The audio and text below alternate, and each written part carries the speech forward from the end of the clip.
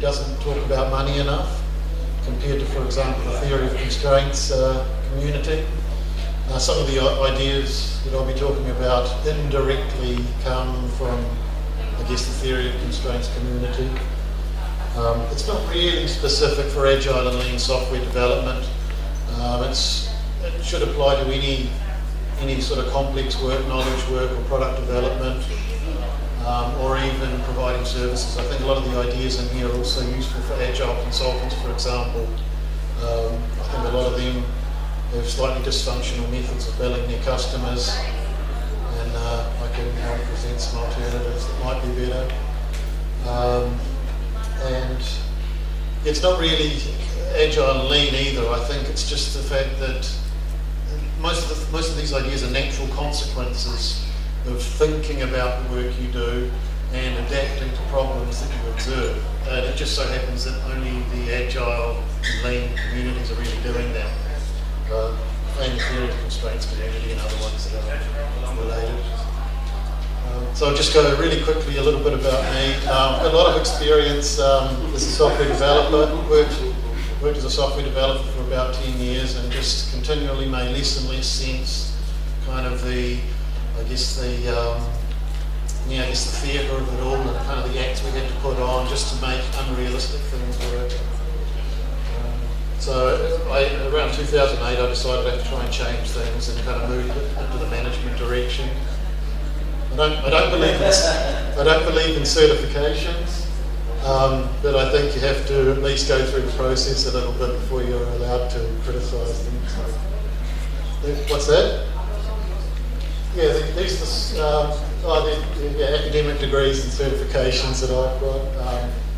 I've just collected along the way. They do have a little bit of value. Each time I get one, I've probably been able to increase my salary 10 to 20%. So I mean, yeah, certifications are stupid, but on pragmatic grounds, they make sense.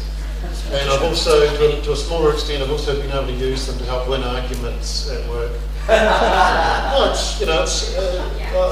You're sort of sitting there with maybe a slightly older guy that's in a similar job, and then the manager's trying to make a decision, and you go, well, look, I've got this and this and this, I'm qualified, listen to me. And he's like, oh, okay, you're right. So, I did have originally asked questions at any time, but we'll have to see how much time we've got, I think.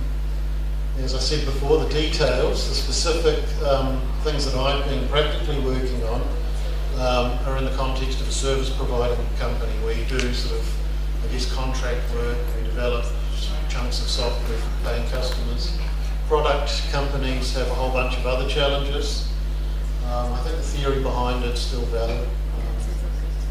And internal IT, I don't have much experience with that. I don't really know how that works, so I don't know how relevant it is for internal IT. There's one little bit that I think is interesting for internal.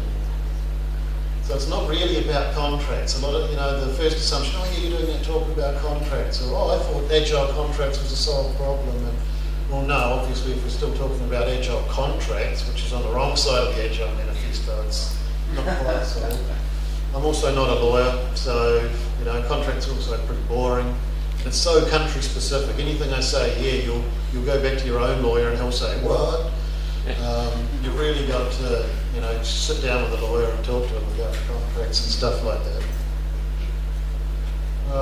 One couple of things we have found out about contracts is that it's not really sensible to try and, for our traditional contracts, we've got some templates. People just fill in the blanks and there it is. People have said, if you want us to work Agile, we need an Agile template, but you just can't do it. That's the fundamental difference, I think. Repeatable processes versus things that have to be custom adapted to the situation based on more fundamental principles. So it would be much better to make a series of custom contracts and find out if they've got anything in common, and maybe for a specific company you could base a template out of that or something, I don't know. My focus is much more on the customer collaboration side of things. So the central themes are what not to do. It's a bit of a polemic. I'll be attacking some of the beliefs we have, not just the way that sort of half Agile companies actually do things, but also a lot of the things that big names are still promoting. offers. That's just a small bit. There's, I think there's agility itself imposes something on a process that demands that we do offers in a different way. But I'm only going to talk a little bit about that. Then I'm going to go through the list of various pricing models, focused from worst to best, focusing on maybe the worst and really going into detail about why it's so bad. And then I'll quickly go through a few others and then concentrate on the second best one, which is my favourite. I'll tell you why my favourite's only the second best. And so as well as just saying sort of the things I don't like and the things we're not supposed to do, it's not that, oh, you can't just refuse everything, that's not flexible. No, the truth is that the way we do things now is actually not very flexible. We've kind of got the idea that it has to be time and materials or fixed price, and you know, there's no other option. But I'd say let's just exclude those two, and there's a whole bunch of options that we can choose from apart from those. And this is a little bit different to the way a lot of other agilists think about things. Don't attack what's already there. That's not a productive strategy. You have to work with it and extend from there. Well, in this case, it's a little bit different. It's much more important what we don't do, because some of the things we do cause dysfunction. And I think as long as you don't do those things, people will be able to find a way to work within all the flexibility that's left behind and work out for themselves what does work.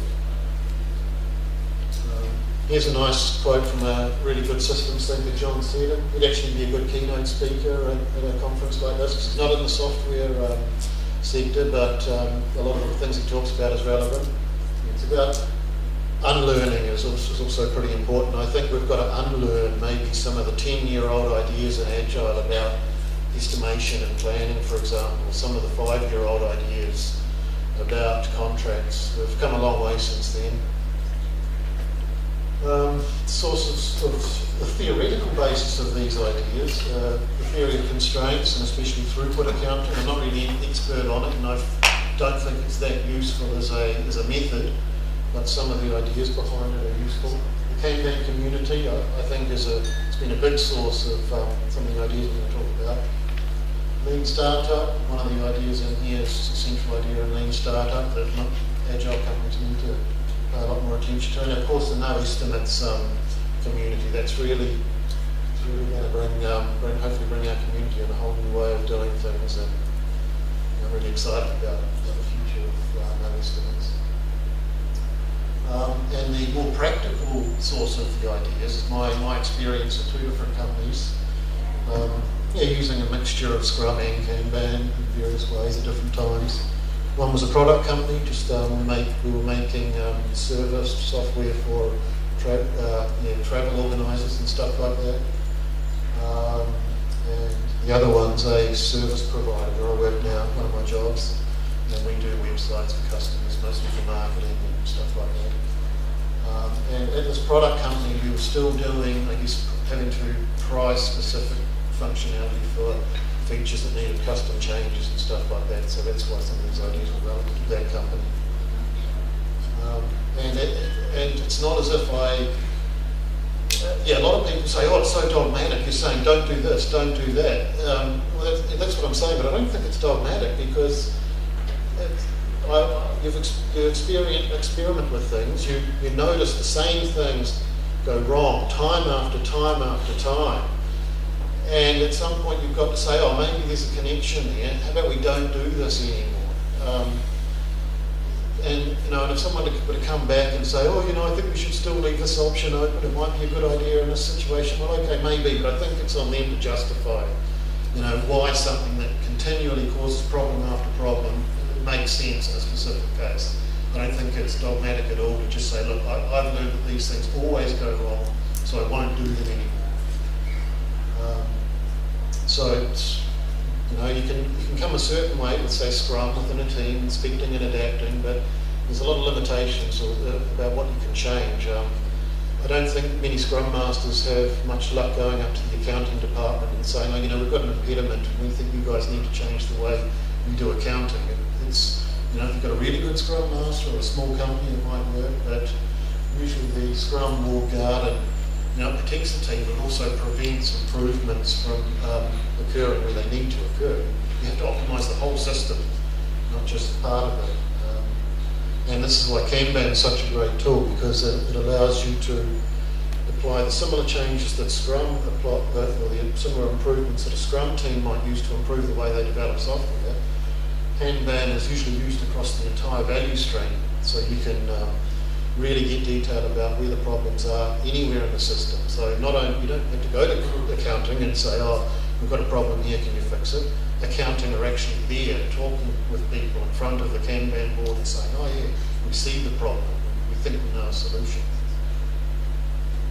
So these are some of the impediments I've seen time after time after time in my whole career, every company I've worked with. Time and materials billing has to be the big one. That is a real killer. Yeah, talking about projects all the time. Yeah, sometimes projects make sense, but you know, most of the time there is no sort of fixed cut-off thing. Almost everything I've done has kind of slowly changed from new development into some sort of 5 to 10 year old maintenance thing, and there's no real date, you know, I mean, there might be a release here, a release there, but the idea that, oh yeah, we're going to plan this project, it's going to finish here, we're going to reach this goal, and then it's finished, you know, I've maybe experienced that a couple of times. It's a real exception. We've got to stop using the word project unless we know that that's the right word to use. It's much better to talk about products or customer relationships or value streams. Yeah, fixed price, fixed scope, it's not as bad as time and materials, which a lot of people might disagree with. It doesn't have the same impediments or doesn't cause the same dysfunction that time and materials have. It's mostly bad from a risk perspective. Yeah, negotiating requirements outside the Agile process. When I first read the description of Scrum and some other Agile processes back in 2006, 2007 or whatever, it became clear to me that, well, you know, I just assumed, oh, okay, yeah, so I guess, oh, that's good. Then we won't be dealing with big documents detailing all the requirements anymore. We'll be doing that within, you know, the team will be doing that within these iterations. And then in the real world, I noticed that it was a little bit different. All these requirement negotiations were happening. You know, the team wasn't even involved. Some other guy that doesn't even know about Agile was doing all that. And they throw some document to the Scrum team and say, oh, yep, make this all nice and Agile with Scrum. I mean, you know, I'm not sure if, yeah, I was always a bit confused about that. It wasn't until I started using Kanban that I actually understood kind of, you know, the way knowledge flows through a system. And thinking about other better ways to do it, which was just what the original Agile people thought of anyway. The misuse of estimations, huge impediment, huge source of dysfunction. Actually, estimation itself. Yeah, basing prices on guessing, which is the same thing. Hourly, daily rate cards, which are usually also a part of this whole time and materials nonsense. I'm going into some of these in a bit more detail when I talk about time materials. But time tracking is a real killer, not just because it takes time for people to enter in the thing. There's some really, really fundamental issues about how it changes the behaviour of employees to actually reward them for working in a dysfunctional way and wasting time and money. Time tracking, just get rid of it. That's a killer. Yeah, things like accounting, controlling and targets based on percentage billable hours. This is why we need to work together with things like the controlling and accounting departments. They might make assumptions about how they think knowledge works that may really prevent us being able to improve our process. They're all actually symptoms of the same problem. It's a misunderstanding of the applicability of measuring knowledge work in terms of hours. It does make sense in a really pure body leasing context. If you're an agency that works on behalf of freelancers, I think basing your accounting on billable hours might make a little bit of sense. But as soon as you start, if you're a company employing people and being responsible for other costs beyond salary, like training, hardware, you know, all the costs that are involved then, not the hours spent becomes practically irrelevant, or it's a small part of it, but I mean there's a much more natural way to incorporate all costs and make proper financial decisions, rather than measuring knowledge work in hours as if we were assembly line workers or something. The fact is there's no real linear relationship to output or value produced hours put in, and pretending there is just causes a lot of waste and dysfunction and demotivation. Lots of problems. Yeah, the times. Yeah, normally these hours are measured. It's related to the time that a developer spends typing in source code, and we forget that there's a whole lot of other stuff involved. And it's certainly not the most significant factor influencing our costs, or the value that the customer receives, or the total lead time, for example. So I don't know why we still talk about billable hours and knowledge work or product development. It just doesn't make sense. Even Agile consultants should move away from this billable hours nonsense. These educated guesses, which is another word for estimation, I find it actually an unprofessional tool. When we're spending other people's money, we should be using. What's that? Educated by what? Well, I guess by experience, But yeah, educated guesses is kind of a polite way of referring to it. But I find it a bit of cowboy behaviour. I mean, think about what they do. The team sort of gets down. They don't know how much. It's unknown. We wouldn't be doing it if it hadn't been done before. They sort of see some sort of vague description of a bunch of features, and they start getting into technical details already. A couple of days, a week, some project manager adds his buff or whatever, and then, there's a percentage quota for analysis and management and deployment costs. And then you say, that might be a bit too expensive, so we'll adjust this for this customer. And by the time you finish playing with the numbers, it's a joke. You've wasted the team's time, and you're still going to use that number, even if you present it to the customer as it's not a promise. If their reality differs, there's still going to be an effect on trust and stuff like that. So one of the things that Kanban made me realise was that there's two dimensions to a knowledge work system. In Scrum we talk about velocity, which is the throughput, and people use that, I guess, for release and sprint planning and stuff. Kanban made me realise that there's kind of two dimensions, kind of like a network connection that has both bandwidth and latency. And that's why in Kanban we talk about both the lead time of an individual item and also as an average, and also the throughput. And as far as costs and prices go, it's actually the throughput that's most relevant. It's how much stuff can we do in a unit of time, not how long any specific item takes, because they overlap each other. And this is actually a system property, not a property of a specific item or items in aggregate. So whereas lead time's a property of an individual item or items in aggregate. So it doesn't make sense to base costs on any property related to individual items. The properties of the system have a much more significant influence on our costs and what we should charge our customer. And we've got to also think about what the customer's actually paying for. Is it someone to sit and type in source code, or do they keep, is it more valuable for the customer just because the developer spent more time on it? Or are they just interested in features? They're interested in features, aren't they? So our pricing has to take features into account, and it should ideally ignore time spent working, because it's almost inversely related to the value that the customer receives. And I've actually come to the conclusion now that size is meaningless. The word size, when talking about small units of knowledge work, it doesn't make sense and can only lead to a bad place. The biggest influences on whether we're talking about lead time of an individual item or an aggregate or our throughput, the process itself is a much more significant factor. Attributes of the process, independent of any specific feature or project that we're doing. Who does the work is much also more important. The idea of using abstract units like story points and velocity takes some of these things into account, but I think as Vasco's mentioned in his talk, it doesn't really help much at all. It's all the other process steps upstream and downstream from development. When we make an estimation, what we're thinking is how long it takes for the developer to type it in.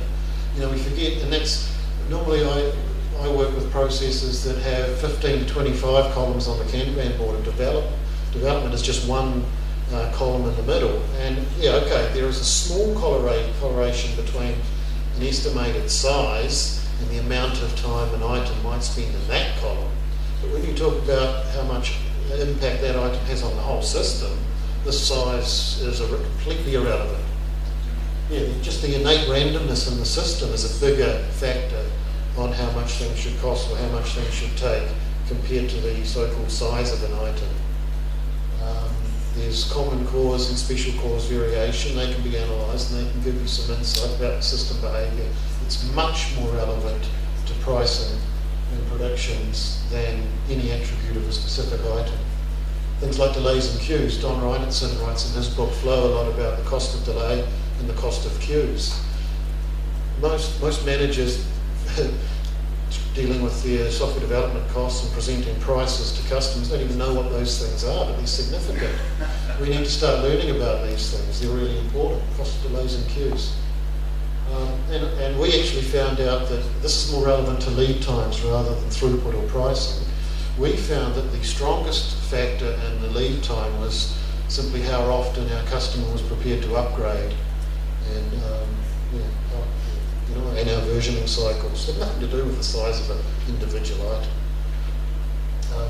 Sure, size is relevant. I mean, when you're talking about a packet of software, things with more items in them should probably cost more than things with less items in them.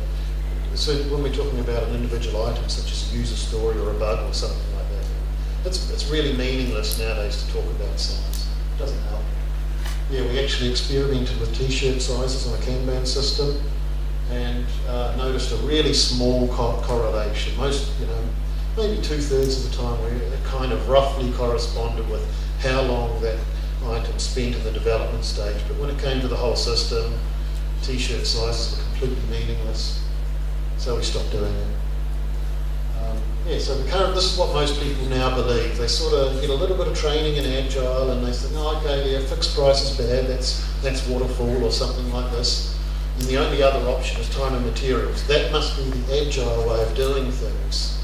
And a lot of people are quite happy to work with that assumption. And I think that's a very, very trivial kind of understanding of it. Hopefully it's extreme, but I fear that it might dominate a lot of companies doing Agile software development.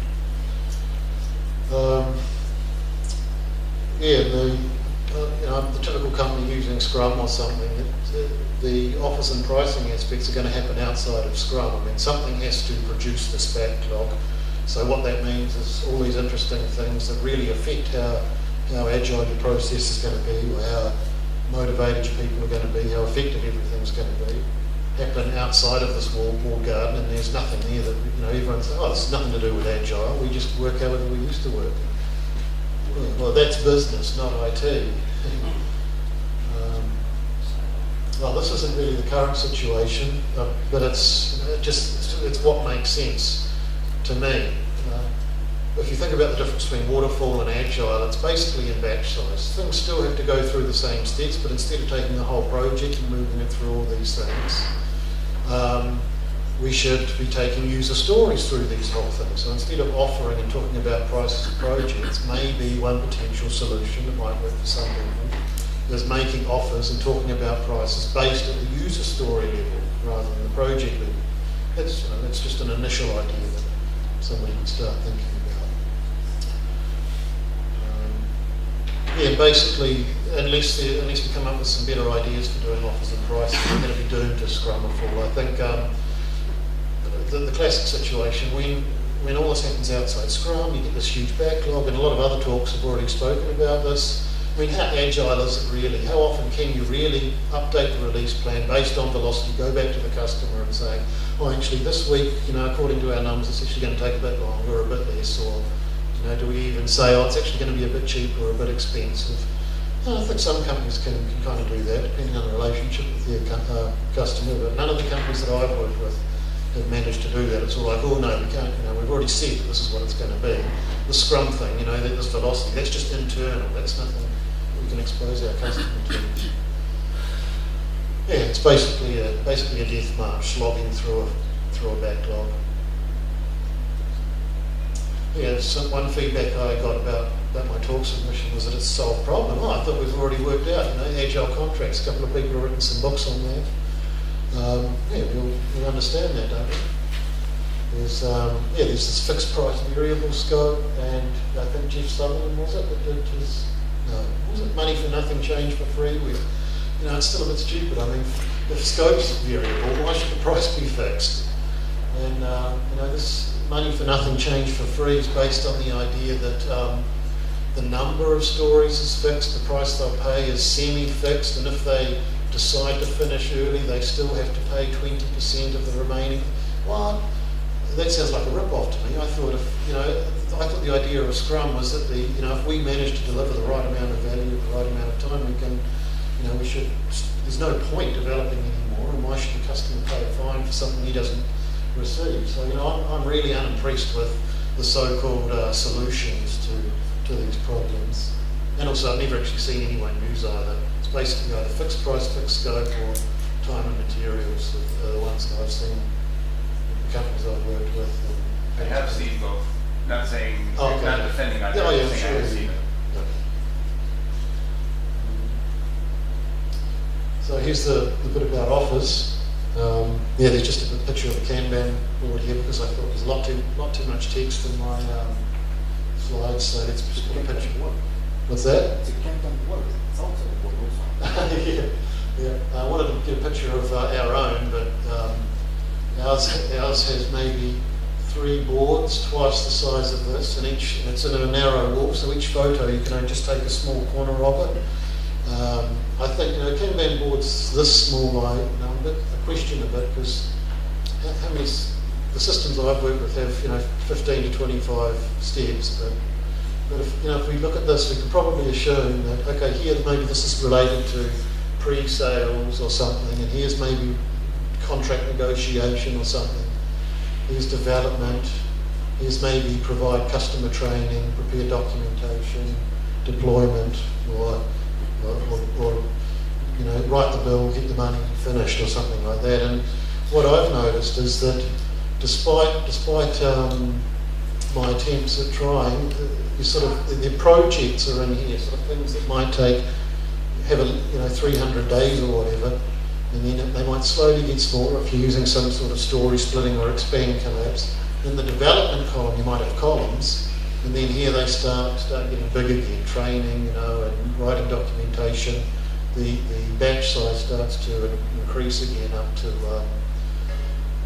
to projects or something like that. And I think one good strategy is to try and keep these batch sizes small from end to end.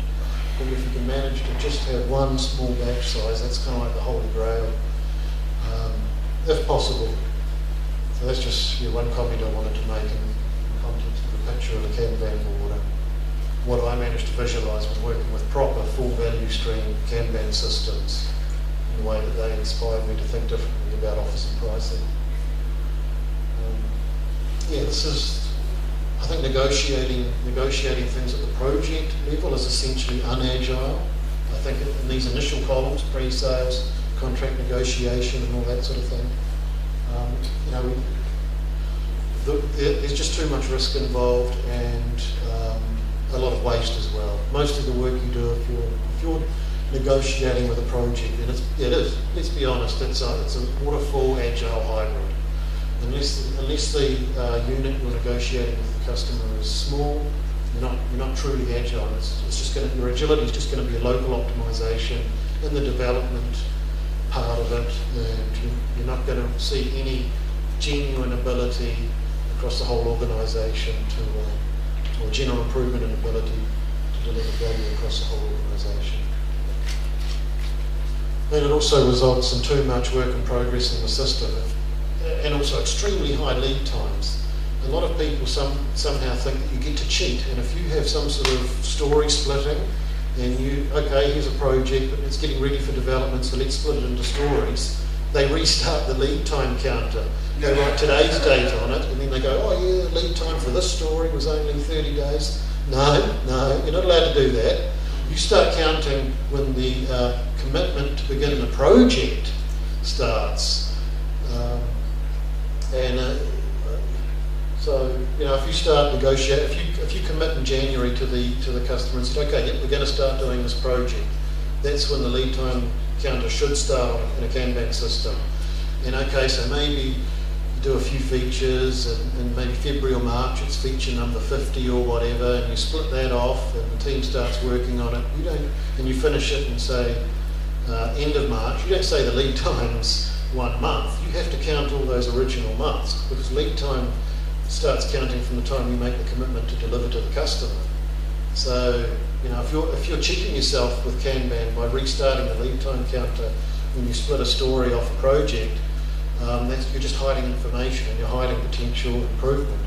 So just keep that in mind. Lead time always begins when you make the commitment to deliver with the customer. And if you're committing to deliver a project, it's when you committed to deliver that project. That's when the lead time counter starts for every feature within that project. Extremely high lead times. It's also extremely wasteful. We know that things change, and there's always, I think, there's always work involved that may never be realised as customer value. So by negotiating with the customer in terms of smaller units rather than larger, we can reduce a lot of waste. This first company I worked at, we had about 15 columns. The initial 5 are all tracking project size items. And features were actually our smaller unit. And each project might have had 20 or 30 features in it. And these features had around 20 or 30 stories. So I think columns 10 to 15 were all features. So that was a bit better than projects, but still had huge amounts of waste and lead time associated with them. We tried to get that down to stories, but we only managed to get it down to stories across the development column. So it was basically a waste of time. And the problem there was that we reduced our agility in development because it was such a waste breaking things down into stories just for one column and then bringing them back up into features for the rest of the process. We said, okay, we won't do that anymore. And now the development guys were just working on features rather than user stories. So they actually went a step away from agility. So, that's not a good story, it's a bad story. So, what we should have managed to do was really be insistent that, there's these small batch sizes spread throughout the process and not allow large batch processes batch sizes to reduce the agility we once had in the development department. Our lead times were about 3 years. If you're looking at the honest, by the time we commit, it's like an average lead time. And from the time we committed to delivering a project, or maybe the first feature was finished, okay, that might have just been a couple of months or something. By the time the last feature was finished, it was about 5 years. So, this 3 years, this is an average value for lead time. And that was solely because we were negotiating with our customers based on ridiculously huge batch sizes. This was our, I'm starting to get into a solution here. This was our cumulative flow diagram for our new development process, and there's no flow here. I won't go into details about what we observe here, but basically just too much whip in the system, too much drama and unnecessary waste and process steps because, it's a project, we've got to do this and that. The whole word project seems to do something to traditional managers' egos. Some programmers as well, they like working on projects, and the bigger the better, and that's a really destructive attitude. I prefer working on maintenance systems because they flow, there's a lot less crap involved. The maintenance just had a lot less steps. I think out of the 15, only 10 were relevant to maintenance. And this is a common pattern in the Kanban community. And I've heard reports that some customers have looked at these graphs and thought for themselves, okay, we want some new development made. We don't want to wait this long and suffer this throughput. So let's disguise it as maintenance tickets, and we'll get everything done, with shorter feedback cycles. It'll be done quicker and it'll flow, and that's what I've heard people have done. At the company I work with, I tried to convince the other managers that this is the way to do it. Look, let's just get rid of this system and do our new development as if it were just maintenance. And they'll be, oh, you can't do that. Oh, what are you talking about? That's not going to work. Never going to work. Never try. Of course it'll work. And the lean startup guys know how to do that. They can, for me, it's no big deal just to see the ticket and say, oh, I mean this feature. Oh, what product does this belong to? Oh, there is no product yet. It's just make a new product. I mean, there's not that much overhead or infrastructure associated to a single feature product. So let's start a new product or a new project as if it were a lean startup, I guess, a minimum viable product. Just throw a ticket into the maintenance system saying, oh yeah, let's just make this new product with this one feature in it. Where's the drama, For me, there is no drama, but some people just can't get their heads around it. Oh no, this is a new development project. We've got to have all these other 5 steps, and we've got to negotiate this and that, and we've got to do a specification and a technical specification, and we've got to get the architect involved. And, no, we don't need to do that for maintenance. Why do we need to do that for new development? Yeah, just get rid of your new development systems and use your maintenance systems for new development. That's one thing. I've already spoken about lead times and how restarting the clock is cheating and stuff like that. Basically we should be making deals with the customer on small items just before we develop them, and not on big items where parts of it are only going to be developed months later. And I thought that was the whole idea behind Agile anyway, but it doesn't seem to be that well understood. Too much focus on development and not enough focus on the whole value stream. I'll skip this one. Yes. So one of the ideas I had about offers, and I've only just kind of starting to experiment with this in my current job, split the big contract up front into 2 levels. A small initial action plan with information about a general pricing model, just to establish, this is the way we're going to work. But leave the requirements out of it. Requirements, that happens within the process once you've started to work. And the second level is small regular agreements. Yeah, everything's small. No big contracts, no big drama. Just keep everything low key, simple, low risk. But lots of them, and that's just the difference between waterfall and agile. And instead of big, dramatic, singular batch processes that go slowly through a system, it's just small, flexible, negotiable units. When you mentioned general pricing, yep. What does actually mean? Because for me, general pricing, the first interpretation is $10 per hour, $50 per hour. What do you mean by general pricing? As an example? Yeah, well, that would be an example. For me, not a good one because it's per hour pricing, and I don't like per hour pricing, but I would say, okay, what we're going to do is we're going to have a price per feature, and it's going to change every month. In the previous year, our monthly prices were this. But the features can be extremely different. The feature might be a hint screen, or feature might be a one-to calculation engine to drive me a package with this insurance company, this insurance package. You mean they've got different sizes? Yeah. What does size mean? Are the features absolutely uniform? What does uniform mean? Are they the same size, or? No, this is my question to you. If you have multiple pricing for features, and that's what I don't understand. Yeah, I'll talk a little bit about that. I don't know an example, like I can go back and say, okay, this is one. Yeah, well, for me they'll be, say, user stories, and I would expect that they should probably go through some sort of grooming stage before the final commitment with the customer. I mean, for me that's a detail. It depends. This is kind of the way we're starting to do it now. We've got our typical Kanban system will have a backlog and then an input queue when we commit to it. But we've got a few stages before the input queue. The customer might put in something really big. I think we should go through something like story splitting before we present it to the customer and commit to developing, and then every week we can say, okay, next week we're probably going to have between 3 to 5 free slots in our input queue. Our current monthly price is €300 per story. We've gone through and split this feature into stories.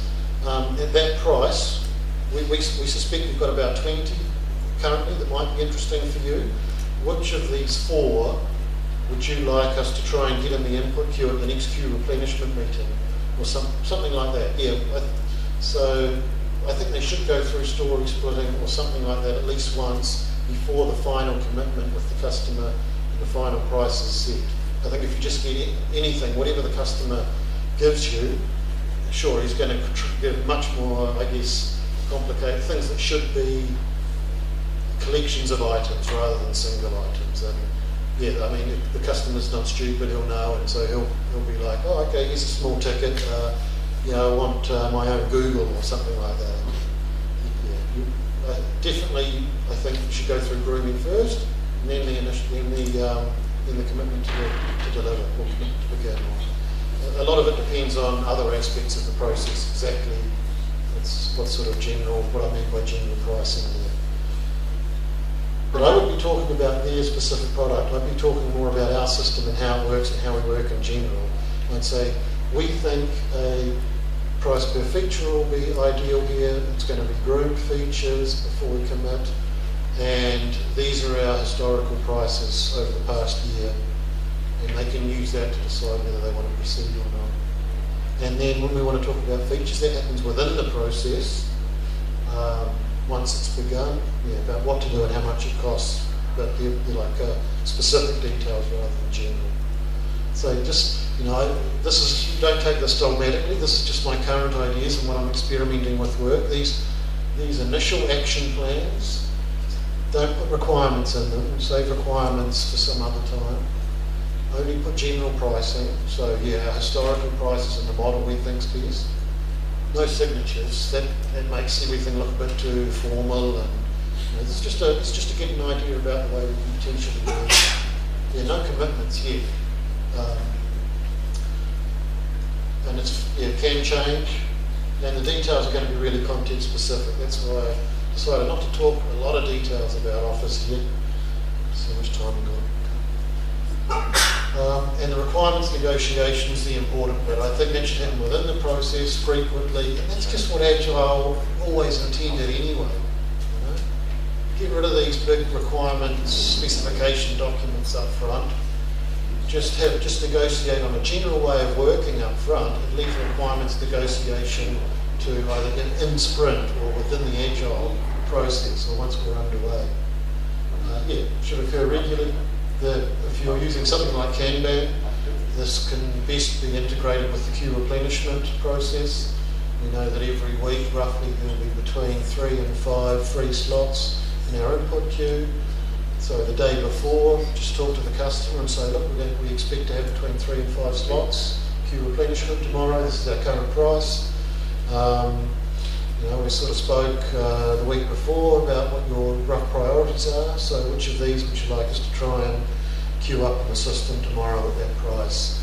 And your customer will be like, oh yeah, I want this, this and this. There might be some sort of interesting strategy involved, like, oh, this month the price is a bit bigger, but these are urgent, so we actually have this and this, and we'll save those two. We think the price might be cheaper next month, so we'll save these two for next month, something like that. It's just one particular model. I don't want to be dogmatic about the specifics. Then we commit to it. The price is known. The price we negotiate at this point is not a guess or a prediction. That's the actual price. Small amount of risk that involved. If all of a sudden all the items are a bit larger or whatever large means, or a throughput might drop or something like that. But we can, because we're using statistical data to base our prices on, and I'll show you how to do that later on when we get to a specific price per feature model. The Kanban community are especially advanced in this area. They even have a 2-stage commitment. I won't go into details about it, but at the beginning of queue replenishment, they might only commit to starting the feature. They might not actually commit to delivering it, because I think as Don Reinertsen says, there's the optimum learning rate or rate of failure for learning is about 50%. We can also expect that because software development is so unknown, especially in really complex, new, exciting things, maybe not so much for boring line of business applications, but we can expect to discover halfway through the process that about 50% of the things shouldn't go all the way through the value stream. That's an advanced topic. I won't go into details about that. Yep. Will we get a copy of the slides? I'll put them on SlideShare. Perfect, thank you. Yeah, so I really like some of these advanced things that the Kanban guys are coming up with two-stage commission. So have a look into that. I won't go into details now. Okay, now this is the interesting bit, pricing models. I found this picture right at the end, and I actually forgot to mention that auctioning slots in an input queue is an interesting approach to take, but I don't actually mention here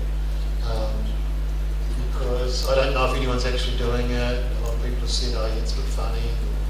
You know, I think for internal IT, it might be an interesting. The different departments can kind of have some sort of tokens budgeted to them of how and then you can go, or maybe for a team like ours where I work with, when I say team, it's got maybe 30 people in it, and several product owners and several Scrum masters, and the software development is done according to Scrum. The whole value stream is covered with Kanban. And so we have queue replenishment where all the product owners have to get together and negotiate about what gets scheduled in the queue replenishment meeting, and auctioning is an interesting technique for enabling that. If you need it, we don't need it. And I'm thinking, you know, you can almost do that for external paying customers, but I don't know. There might be some practical limitations on that. So I'm going to go through really quickly, as it turns out, from worst to best. I'm going to pay a little bit more attention to the very worst, because it's important that people realise how dysfunctional time and materials is, and a little bit more detail about the second best. So yeah, this is the list. It's going to start with the worst one, time and materials. It's a real killer. Sucks. Fixed price, fixed scope, not as bad. It's mostly bad because of risk. Then we start to go into, I guess, these classical agile ones, fixed price, variable scope. Then I've heard of things like fixed price per team day or sprint or story point. Renting team capacity, I like that one. It's one of my favourites, but not my most favourite. And price per feature is probably my current favourite one. Value-based pricing is the holy grail. I think it's good for product companies. It's a little bit hard for a service provider to work with. But I think if you're a service provider, value-based versus cost-based pricing isn't really that relevant, because the customer's going to think about value and refuse something if it doesn't bring him value, and the service provider still has to think about covering his costs. So basically these ones here are all cost-based. Which one is the most common you encounter? Well, I've actually come across these two the most common. Both those companies that I've had most experience with have done a mixture of time and materials and fixed price, fixed scope. So, you know, they weren't the most agile companies in the world. I think the companies that are really agile, I think probably might do these two, fixed price, variable scope, like agile fixed price, or money for nothing, change for free, or maybe a price per story point. I think some people will do things like that. Still requires estimation though. So. What is the difference between renting the team capacity and the time and material model? Because they seem quite similar. Yeah, because what we do, true. You can rent team capacity in terms of total available team hours or something. But that's terrible.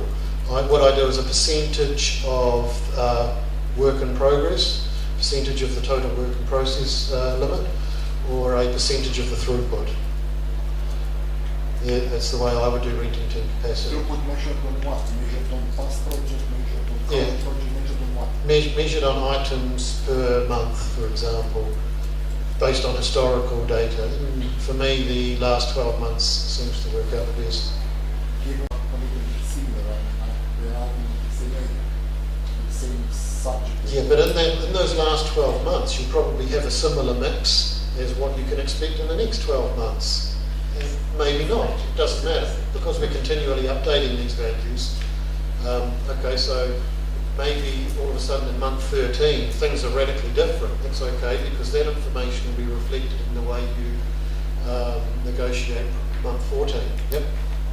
the fixed price, fixed scope versus price per feature. So way up on the list, so far more dysfunctional, and way down, far more functional.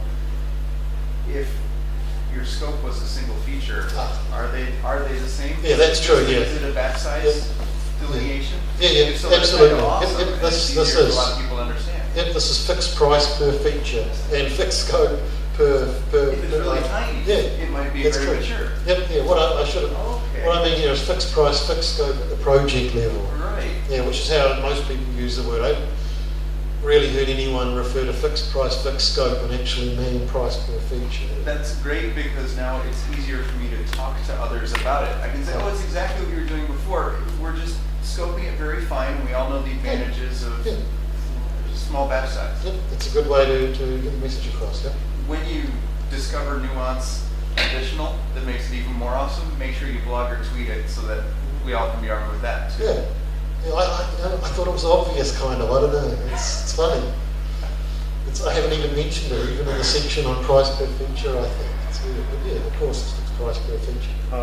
Do you mean the price per feature is always the same price for each feature? Yeah, same price for each small item, whether it's a user story or a bug or something like that. I don't mean larger features that might be collections of user stories. Yeah, a feature with more items in it will cost more than a feature with less items in it, for example. Yeah.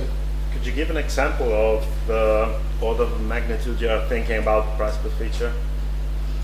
Just to understand the size of the feature you are thinking about. Okay. Yeah. Well, these are things that our team of 30 people can do about 170 of a month. It's user stories or bugs, basically, and they cost our customers at the moment about €700.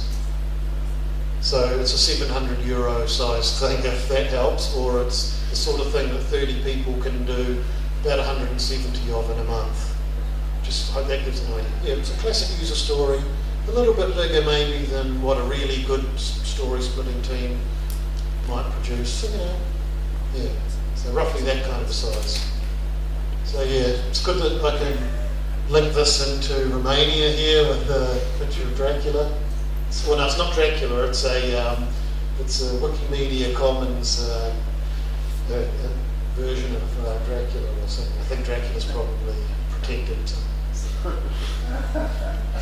Maybe it's his cousin who let his image be used in people's presentations. So time and materials punishes innovation. There's we have really only got a few minutes to go, so I have to really go pretty quickly. Requires time tracking. If somebody can find a way to do something, okay, imagine a team, right? And we kind of know what we've got for the week, and we've kind of closed to other customers or something, and we said, okay, you're going to spend a week on this feature. Some really good developer finds a way to do it in a half day, and you're using time and materials billing, then all you can really do is bill the customer for a half day. You thought you were going to get a whole week's worth of money from this customer, and it's too late to get billable work for the rest of the week. So, what's the developer going to do? He's not going to do it the innovative way. He's going to sit there and waste the whole week doing it the stupid way, just so that the team can get the money they need to pay people's salaries. It's a shame I don't have enough time to rant completely about time. Just follow my Twitter stream. It requires time tracking. A lot of people have criticised time tracking. I think as Chief Sutherland's got a good article about it. Yeah, and if you can, combine it with estimate promises, or even if they're not estimate-based promises, even if it's just to give the customer an idea, if things always cost a bit more than the prediction, you're going to start damaging the relationship. So basically, it's got all the disadvantages of fixed price, and a high risk of damaging customer relationships. We already talked a bit about estimation and how bad it is. I think everyone's convinced now that estimation's stupid, and everyone here's not going to do it anymore. So that's here am I. When I wrote this, I kind of still believed that story point estimation was okay for a Scrum team that wants to do it, but I've moved away from that now. Instead of this, just don't do it. Just don't estimate. Guest-based pricing, part of time and materials. Stupid, don't do it. Rate cards, that's also a part of time materials billing. That's completely offensive. Here are the hourly rates in euros for different roles that we're going to go through and try and work out exactly how many hours of each this whole thing needs, and this is how much the customer's going to have to pay. And I mean, it's stupid. It reinforces a lot of bad behaviour. Did you have a question? Or? Yeah, I just wanted to say that you are aware that these things happen in the background. You have a company cost for one person, and if you want to have some money and get some money after that by selling not the person itself, but what if the person produces, you still have to think about trade cards and everything else. No. Not yourself, but someone needs to think about that. Well, that's for me and my company. That's sure. We negotiate salaries based on what people are worth. That has an influence on the whole team cost. Yeah. The whole team cost is relevant. Yeah. But exactly who costs what isn't relevant when you're pricing something for a customer. Yeah. So it's a rate card per team, but not per person. Yeah, I do like rate cards per team. I've got an example of one of those. Okay. We had a really urgent thing that had to be done, and it was time and materials, and we told the customer how many junior developer hours it might need. And all our junior developers were busy because they're the cheapest, and our customers are pretty cheap too. And we had an architect that was too expensive, so he was just sitting around doing nothing. We've got to pay his salary anyway. He could have done this urgent thing, but we can't give the customer a bill that says that we wasted expensive architecture hours on this important thing. He continued to sit there doing nothing. It was totally unacceptable for him, but it really prevents a team from working as a team.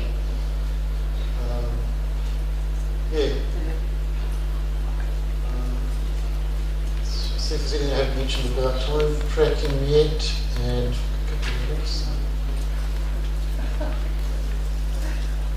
we'll skip a lot of these things actually. No. You want There's an open space. We can make an open space about it. We've only got a couple of minutes. You're gone. But I've already spoken about these things when people ask questions or added things on to other slides. So I'll look for something that's really interesting. Renting team capacity is something we do. We've actually got an interesting version of it, and it's our special offer. We can give a customer an MVP, a minimum viable product, for 50,000 euros, and they get as much functionality as they can. We deliver it within a month, but we only allocate half a month's capacity to it. And they can get quite a lot of functionality for that, and then we're losing a tiny little bit of money technically. But if we can get a new customer and if we can give them something that they want to extend, then it works out well for us. So that's 30 people kind of spending half a month on something. Not just exactly half a month, but half of the team's capacity in terms of work or throughput. So that's one version of renting team capacity that we use, that we can offer. Price per item is my favourite one. I've already said what it is here. Now I can get into the concrete numbers. Our team, this is not our actual numbers. This is a made-up scenario. You can imagine a team that costs about 100,000 euros per month. They deliver on average 175 items per month. That's user stories and bugs.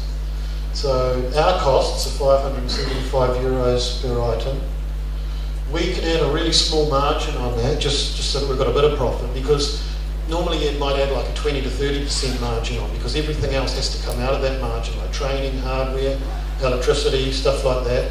But here, all those things are already in the team costs, so your margin's allowed to be smaller. Does that mean I have to finish, or was that slide particularly good? Particularly good. Oh, great. And I use a 12-month moving average for both, because I think most industries have a yearly cycles. They might have low things, so they have to be incorporated. So here's a good rate card. What I don't have is the lead time and throughput. And this way a customer can choose which team might be the best team for the idea that he wants to get developed. We can see that some teams, they might be really cheap when it comes to standard items, but really expensive with expedited items. So if they're doing a boring line of business application where they just slog through a backlog, they might be the best team to do that. But if you've got something like a really disastrous maintenance thing with lots of urgent things but not many standard things, a different team might be the best one to choose. Oh yeah, there's all these questions. Don't all items have to be the same size? No, I think it helps if you go through grooming first, just to keep a cap on it, so that the customer doesn't keep, expecting to get that low price for really huge, complicated things. And things don't all cost the same size. Different classes of service can have different costs, and features or products with more items in them are going to cost more. Did I write another note about that? Yeah, and I've already talked about how size is such a small factor anyway in the impact that an item will have on our costs or our throughput. So value-based pricing is kind of like the holy grail. I think it's how many people here are Agile consultants, and how many still charge by the hour? Yeah, you've got to stop doing that and start doing value-based pricing. Can I write his name up here? I can't remember. Yeah, you start reading some books by Alan Weiss. There's actually a lot of different models within value-based pricing. It's good for consultants, and for a service provider it's a little bit tricky, and it's also not really necessary because the customer can always say, oh no, that price, that's not valuable for us, so we won't develop it, and that's fine. So, it's still value-based, it's just that the customer does that for us. Yeah. So, a couple of other ones. Price per story point. These are just some other ones that I thought of, but I'm not going to talk about. Auctioning free slots in the input queue. The incremental funding method. It's not an alternative, but it's a way of explaining to the customer that let's try and get this small part of it earning money quickly, so that the money that it earns can fund future development. If you're a product company, you might be interested in reading that book from Don Reinertsen about the asymmetry of payoff functions. It means it's okay to lose money on 90% of your projects as long as you kill them as soon as you learn that, because 10% of your projects are going to be real winners that are going to cover all those losses anyway. A lot of people think everything's got to kind of be the same, and that screws up their financial planning and excludes a lot of interesting things. Monte Carlo simulations, Troy McGuinness has been using those to predict lead times, I think, and I'm just wondering if that's also can be used for pricing, but I haven't looked into it yet. So the only thing I really that I want you guys to do is stop doing fixed price, fixed scope at the project level just because of the risk involved, and stop using time and material because it's offensive on so many levels, completely dysfunctional. But there's a whole lot of other options once you exclude those two. Yeah, value-based is the best, but it's kind of hard if you're a service provider.